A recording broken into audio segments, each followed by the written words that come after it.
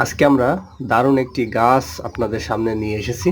এই গাছের মারাত্মক বেশ কয়েকটি গুণাবলী রয়েছে। তার মধ্য থেকে সবথেকে যেটা বেশি কার্যকর বা ইম্পর্টেন্ট আর যেজন্য আপনি ভিডিওটিতে ক্লিক করেছেন সেটাই আজকে আপনাদেরকে জানাবো।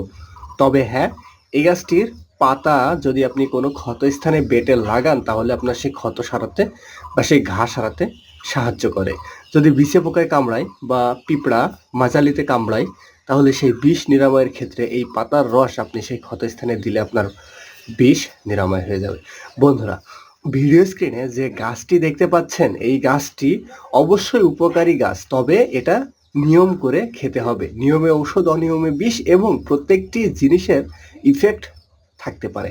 আপনি অবশ্যই পরিমিত পরিমাণে সঠিক মাত্রায় আপনি এটা ২-১ দিন খেয়ে দেখবেন। যদি উপকার হয় তাহলে ভালো, না হলে আর খাওয়ার দরকার নেই। আর যদি উপকার পেয়েও যান তাহলে আবার পরবর্তীতে ২-১ দিন এটা খেয়ে দেখবেন। কোনো কিছুই অতিরিক্ত ভালো নয়। তো বন্ধুরা, এই যে গাছটি, এই গাছটি বিভিন্ন অঞ্চলে বিভিন্ন নামে পরিচিত। এই গাছটির বিভিন্ন আঞ্চলিক নাম রয়েছে। কেউ বলে আপাঙ্গাস, কেউ বলে চিচিরিয়া, কেউ বলে আপামর্গ, কেউ বলে লটজিরা। এই গাছটি উষ্ণমণ্ডলীয় একটি উদ্ভিদ। এটা আপনি উষ্ণমণ্ডলীয় অর্থাৎ বরফাচ্ছন্ন দেশ ব্যতীত সমস্ত দেশে এই গাছটি আপনি দেখতে পাবেন। এই গাছটির ৩ থেকে ৪টি প্রকারভেদ রয়েছে, তবে আমাদের অঞ্চলভেদে এটা আমরা সাধারণত এর ৩টি কালার দেখতে পাই। একটি হলো সাদা, একটি হলো লালচে যেটা দেখতে পাচ্ছেন, এবং অপরটি হচ্ছে কালো।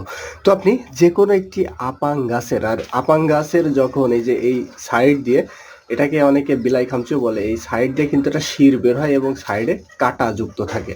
তো আপনারা অবশ্যই সেটা দেখে নেবেন। এটার এখনো কাটা হয়নি, অনেক সময় হয় না। তো বন্ধুরা, এই গাছটি কোথায় আছে খোঁজ নিবেন। আর এই গাছের শিকড় দ্বারা আপনি সবথেকে বেশি পরিমাণে উপকৃত হবেন। আপনার পারিবারিক হতাশা দূর করতে এটা সাহায্য করবে। এটার সাথে আপনাকে খেতে হবে ১ চামচ মধু। আমি এখন খাওয়ার নিয়মটি বলে দেবো। অবশ্যই মধুটি অথেন্টিক হতে হবে, 100% পিওর হলে সবথেকে ভালো হয়। এই মধু আপনি হাতের তালুতে হাফ চামচ নিয়ে এই শিকড়ের রস হাফ চামচের একটু বেশি পরিমাণে নিয়ে যদি খেতে পারেন তাহলে আপনি উপকার পাবেন।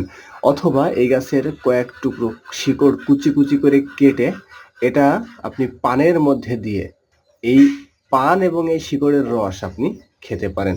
তো বন্ধুরা, এটা ২-১ দিন খেয়ে দেখবেন, আশা করা যায় উপকার পাবেন।